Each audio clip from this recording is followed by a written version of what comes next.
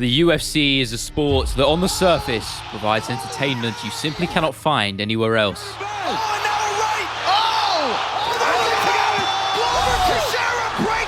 A once barbaric circus, marketed as such, now a pristine, perfect, absolute product enjoyed by millions.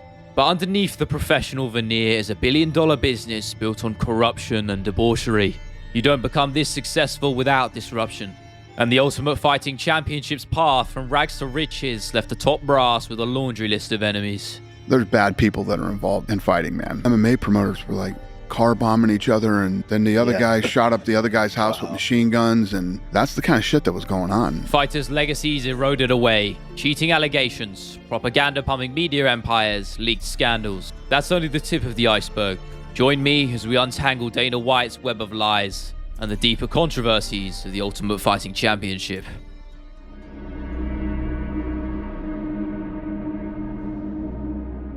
There are many with influence in this world. Some so much that at the click of a finger, their demands are met, a foregone conclusion. Dana White is certainly one of those men, but in the fighting realm, there are bigger pieces on the board. Enter one, Ramzan Kadyrov, head of the Chechen Republic, a politician with oppressive power and capabilities to commit the most heinous of crimes. A level of authority so great that to step out of line, if only for a brief moment, to question a man with his influence means death, or perhaps a worse fate, is all but certain. But this should summarize the kind of man we are talking about. I wanted to ask you about the alleged roundup, abduction, and torture of gay men in the Republic. подальше от нас. أعوذ بالله من الشيطان الرجيم. Они шайтаны, они поддажные, они не люди, будьте они прокляты за то, что они на нас наговаривают. Alleged kidnappings, assassinations. Kadyrov rules the Chechen Republic with an iron fist. A territory, of course, which one Hamzat Chimaev hails from. Leaching a lot of big shots here. It's over. That is it. Hamzat Chimaev remarkably does it again. Everybody, I come here for everybody. Kill everybody. Ah! A boy raised in the hardened and impoverished streets, now risen from ruin to become one of MMA's biggest stars, and doing so with an unmatched resolve. I'm telling you, the guy is like nothing I've ever seen before. I've never seen anything like this in my life. Special. Kadyrov had a history of aligning himself with the celebrity lifestyle. Steven Seagal, Floyd Money Mayweather, perhaps all in the hope of cultivating a more positive image to lay above his sinister underbelly. And the world of MMA was his next stop. Soon into his UFC tenure, footage was released of Chimaev awkwardly sparring with the dictator, with Kadyrov miraculously getting the better of the middleweight on the mat.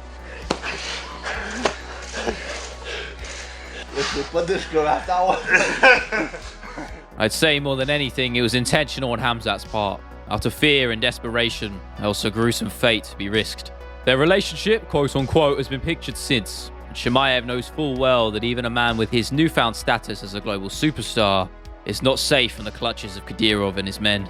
And he isn't the only fighter who has fallen victim either.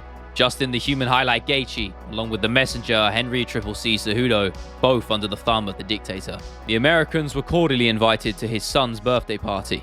Whether for an extra payday, ignorance, or genuine fear, they both accepted. Yep, that's the one I was going to go That was there. the one you were invited to? Yeah. That's interesting, because they're kind of facing a little backlash. I've about heard, that. so, because the reason we never really ended up going is because we were saying, like, who is this for? Yeah. And we didn't really get an answer, so I'm like, fuck that. It's a little sketchy. Emron, you know, I'd listen to Emron's advice, and Emron was like, hey, I don't have a good feeling about this. Let's not move forward with that. The guy is like a murderer, basically, the top dog. Yeah, I think he's a... Like, best friends with Putin. Yeah. Who's, like, not a good person. And that's who they went there to his kid's birthday party. I cannot say more, almost out of fear for my own safety. So I urge you to research the man yourself and make up your own judgments.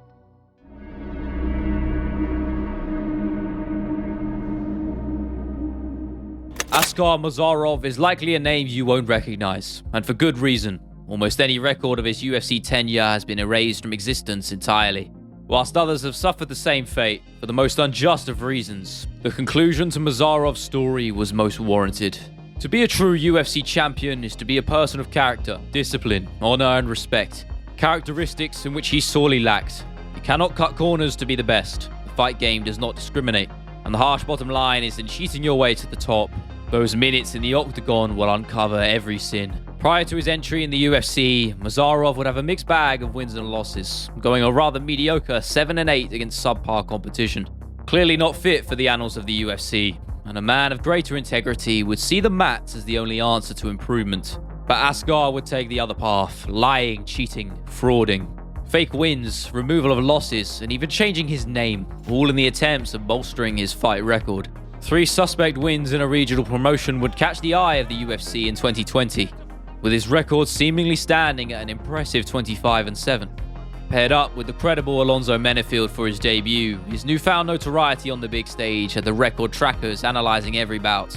And it was here that his trail of lies would finally begin to unravel. Can we ask about your record? It's been in the news this week that your wins and losses have changed and your record. Do you have any comment on all that situation and kind of what you've seen play out? For the last 7-8 years, no one mentioned anything, no one said anything.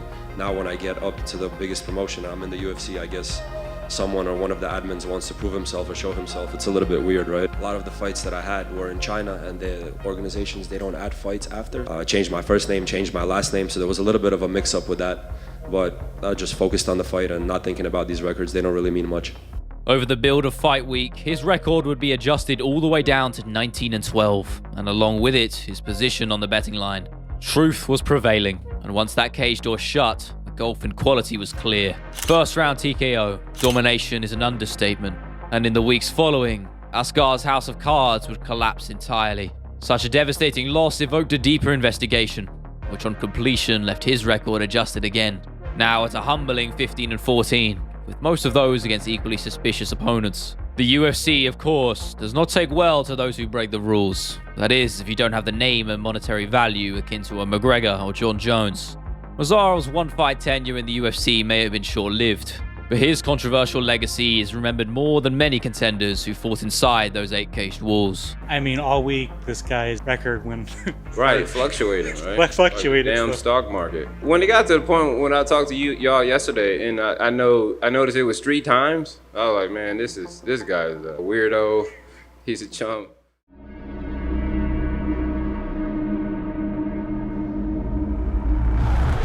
What's up, Miami? How are you guys?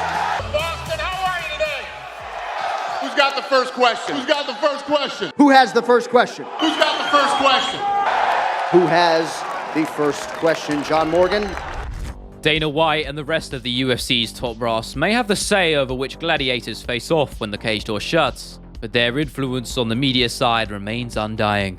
Upon every blockbuster pay-per-view and their respective build-up press conferences, the same faces and the same questions. To the layman, an exciting part of any bout's build-up, but for the hardened viewers of the fight game, passive acknowledgement of something far more sinister. In the modern UFC, to step out of line as a reporter, away from the status quo, if even for just a moment, makes you marked. And to go one step further by challenging the boss on his own turf is to be erased from the game entirely. If you take the NFL, the NBA, the NHL, F1, WWE, and who am I forgetting, and added them all together, their numbers don't compare to Slap's. I don't give a shit what the media says about it. They don't matter. That seems a little doubtful. Yeah, you can doubt it all you want. I see where this is fucking going. Who is this guy?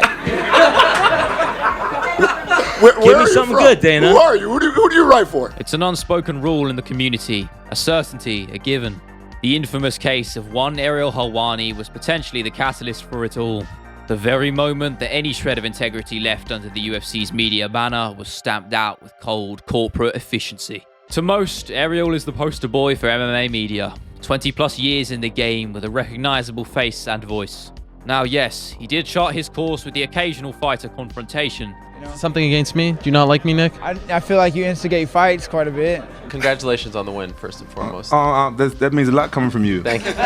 On the whole, he was a man who prided himself on journalistic honor to uncover every truth and lie that lay on the UFC's moral scales. I guarantee you he will be there Saturday. No one's doubting that, but just wanted to get the reason why. You want to antagonize him. You want to aggravate him and get him pissed off. That absolutely not. It's totally the truth. That's why I knew what your question was right when I called it, right when you picked up the microphone. You never even ask questions first. You usually hang back and wait.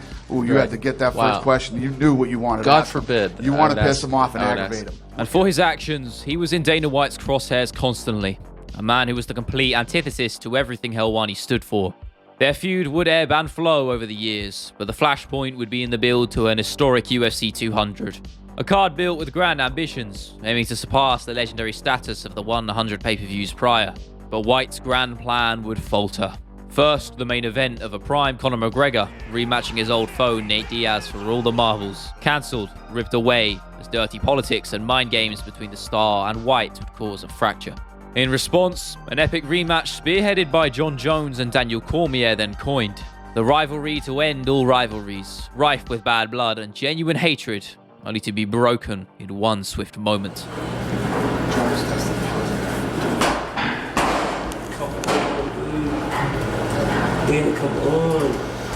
Come on. I know, bro.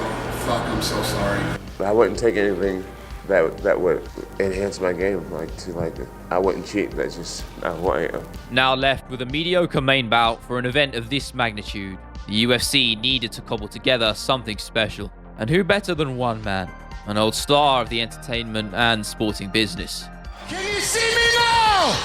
Can you see me now? After years out of the fight game, Brock Lesnar had been coaxed back in, unsurprisingly to a bumper contract. But it was a fact that in the build was yet to be unveiled. White's grand vision of a surprise reveal in the hopes of extra pay-per-view sales. But the aforementioned Helwani would foil that scheme, leaking the return of the WWE star before any form of official announcement. Unbeknownst to Helwani at the time, it would be the final nail in his metaphorical coffin. In challenging the boss, sticking by his morals that had carried his career this far, the long arm of the UFC's law would unjustly strike down. Ariel was barred from every UFC event, the face of MMA media, shut down and silenced. It was dirty. He knows it was dirty. And he threw a big pity party for himself, crying on camera and shit. It's fucking just ridiculous. So why did you leak the information? I didn't leak anything. I would never defy that trust. I was never told that something was under embargo, that something was a lie. I was never told that. Don't ever let anyone push you around. Don't ever let anyone tell you can't do something. You can do whatever you want. He may not have been the first to commit such an action. With their long-standing feud and stakes this high, it was enough for White to finally pull the trigger. I don't give a shit what Ariel Helwani thinks. Fair enough. Who the fuck is Ariel Helwani to question anything that we do? The seismic event for the fight game outside of the cage. It was in many ways bigger than just Helwani. Dana's decision had set the tone. Stay in line or pay the price. And now, in 2024, the knock-on effect is only clearer. Renowned independent MMA news outlet Bloody Elbow was bought out, and every one of its investigative pieces against the interests of the UFC erased from history entirely. A once proud organization, now nothing more than a soulless husk. There is no real boundaries to the power that comes from the UFC. Like Dana White and the owners, they have the ultimate power. They can do as they please when it comes to this. And this is just another example of him using that power and taking advantage of it, because reporter's job is to break the news. It's not on your terms when someone breaks that news. That's the whole idea of reporting.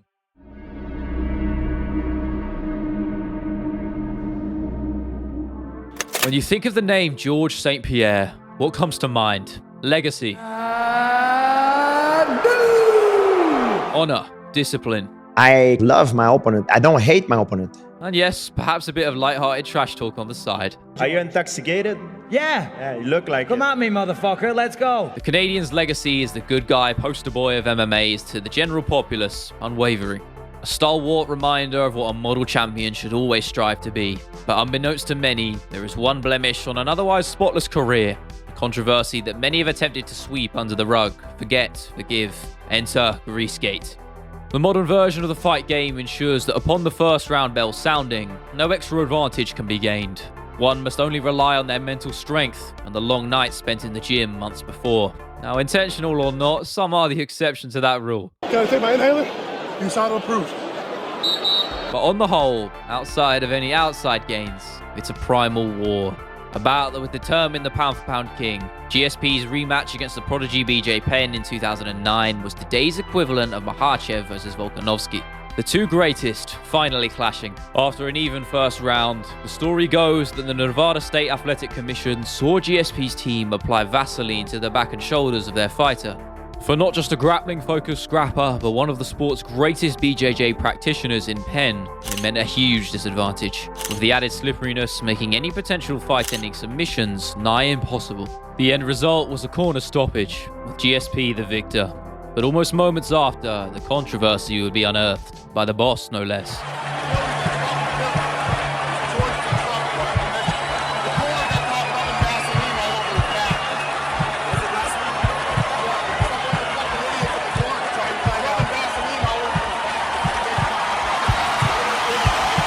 Whether sheer incompetence on the corner's part, or actions purposely nefarious, the deed was done, and the result forever immortalized.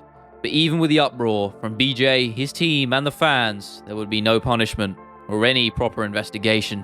Others would go on to suffer worse fates for less. Nick Diaz's use of marijuana comes to mind. And now, 15 years on, Rush's legacy as a two-weight champion and Hall of Famer remains intact, with hardly a whisper of the controversial event that could have toppled his reign entirely. Do I think that he got greased? Yeah, I do. Absolutely 100% think that that guy was rubbing grease on him. Do I think George was trying to cheat? Absolutely not at all.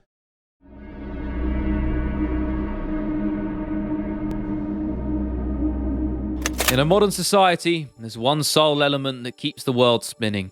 Benjamins, bucks, bills, cheddar. Money is the motivator. And in the UFC, it's a constant topic of discussion. This isn't a career. This is not a career. This is an opportunity. Fighters underpaid for putting their lives on the line, all in the aim of entertaining the filled arenas and millions sitting at home. But when the judges pick the wrong man or woman on the big stage, the wrong hand raised, dire financial consequences for the loser are all too common. But what if a bout's outcome was decided before either of them had stepped even foot into the cage, allowing those with more sinister goals in mind to capitalize greatly on the financial front? Enter James Krause, a UFC veteran of close to 10 years before establishing himself outside of the cage through his expert coaching. Running the gym Glory MMA, he rapidly became a staple of the corner cam, garnering a reputation for his expert advice and tactical analysis. These were abilities that would also lend him success elsewhere, however, in the realm of sports betting. MMA in that regard was essentially the Wild West. Whilst most sports had safeguarding and protection, ensuring competitors and teammates aren't allowed to bet, the UFC lacked almost all of these measures.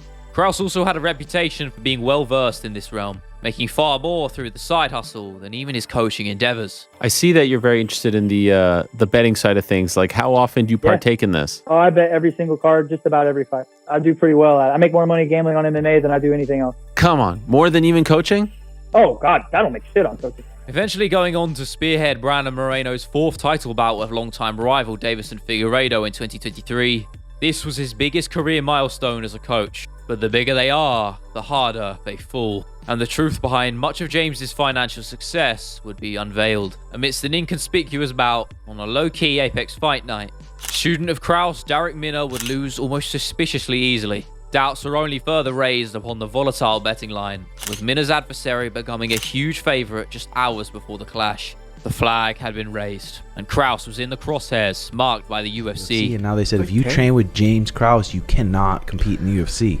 And Dana White, of course, had some choice words. Do you know what the outcome of this is? Like, if I penalize them, you get cut. They're gonna go to fucking federal prison.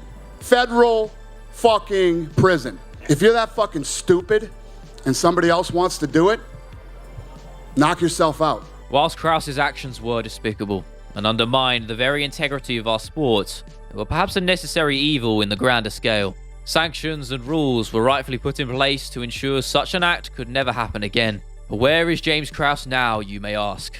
Well, with his fighting, coaching, and betting career far in the rearview mirror, his time in the world of MMA is seemingly over. But after a long hiatus, only just the other week, well over a year past his downfall, he has finally resurfaced, seemingly reaching a new low. Once a fraud, always a fraud it seems, as his new foray into real estate sales seems a dubious one at best. Many stories remain untold, each deserving of their own investigation and explanation. If you have any suggestions, don't hesitate to comment any below.